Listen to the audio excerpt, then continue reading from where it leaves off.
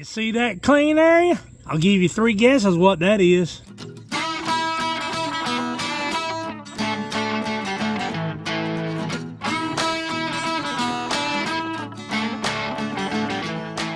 What's going on, guys? Well, got a little bit of repair work to do today. We were on the job and I was just doing a kind of a pre-work day inspection, and lo and behold, I found a thin spot in the deck of the 400. So I got to do some fabricating and got to do some welding. Y'all stick around. Now, what do I mean by doing some fabricating? Well, you see these 2 bolts right here? They're not very big around, but they're plenty thick enough to do what I need to do. So what I'm going to do, I'm going to cut the heads off of them, and I'm going to weld one side, and then I'm going to weld the other side, and build a bridge in there to close that thin spot in, and then I'm going to weld it all the way across.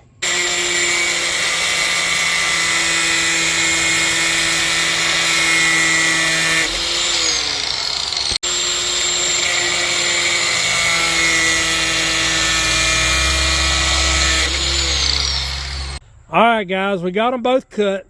Now the reason I did it like this and left them, I'm not going to weld them together, is because you can put them together like that under the deck and weld up under here, just a spot weld here, and then you can shape them to the shape of the baffle. I'll show you that when we get under the deck.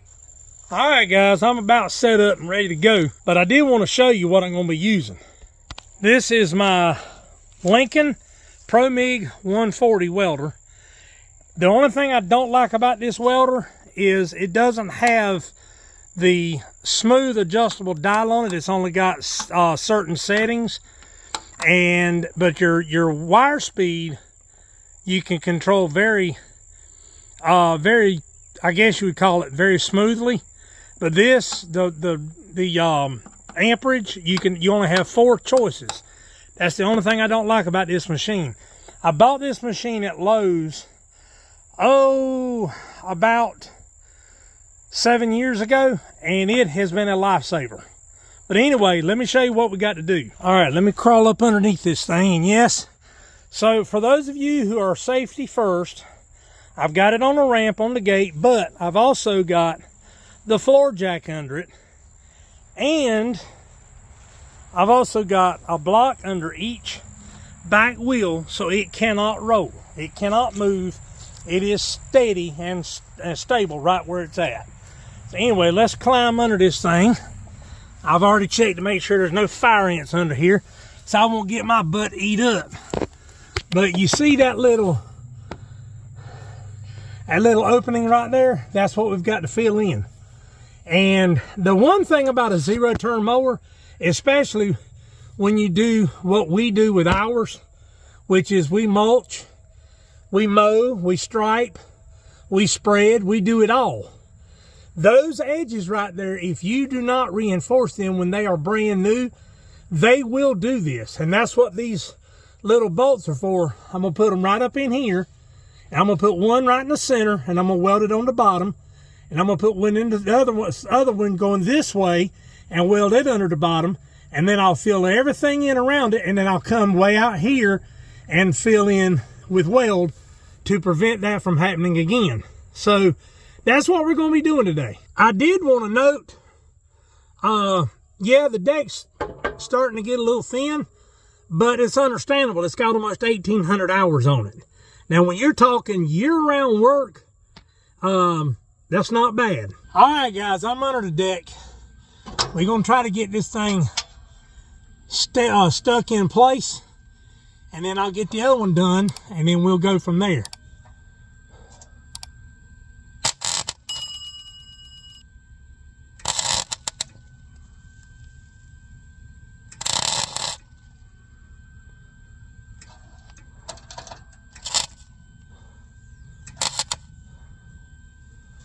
All right, that one's stuck.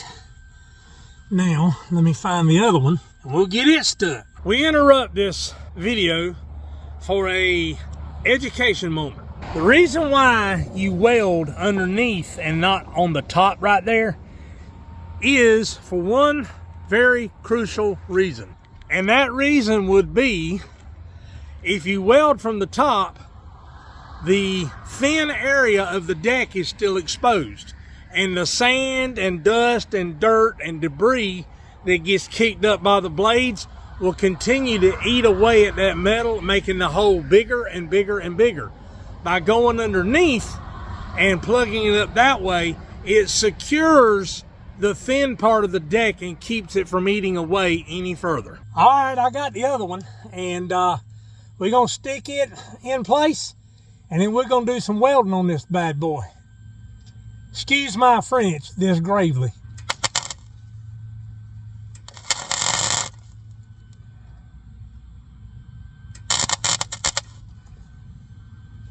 All right, it is stuck. Now guys, all I'm trying to do, and I'm looking at the camera as I'm pointing, I'm trying to fill in that gap. It ain't gotta be pretty, it's just gotta be functional. And I'm gonna try to heat it up and bend it in a little bit before I fill everything in. But if I can't do that, I just weld it like it is. Because when I get through with it, it's gonna be blobbed. I mean, it's all gonna be blobbed in and filled in and everything. But I'm gonna get my welding helmet on and we're gonna get going on this. All right, guys, I've been working on it. It ain't pretty, but here's the progress report right here. Now I'm gonna I turned the heat up on, I'm gonna try to sew that in a little bit better, and that should hold for years to come. But anyway, that's where we're at right now, guys. I'll bring you back when the product is finished. Guys, I ain't gonna lie about it. I'm kind of aggravated.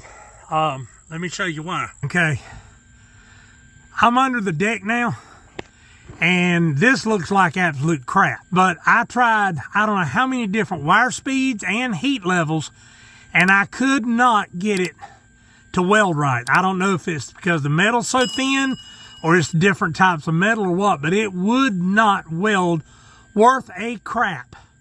And I decided, you know what? I'm gonna fill all the gaps in, I'm gonna fill all the holes in, and that's gonna be it. As long as it won't continue to eat through the metal of the deck plate, I'm fine. Guys, I have never in my life experienced anything like that before.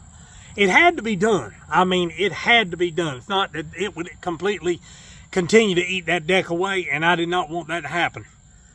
But when you're using different hardnesses of metal, the welder tends to pop like that. We can't tell the difference, but the welder can.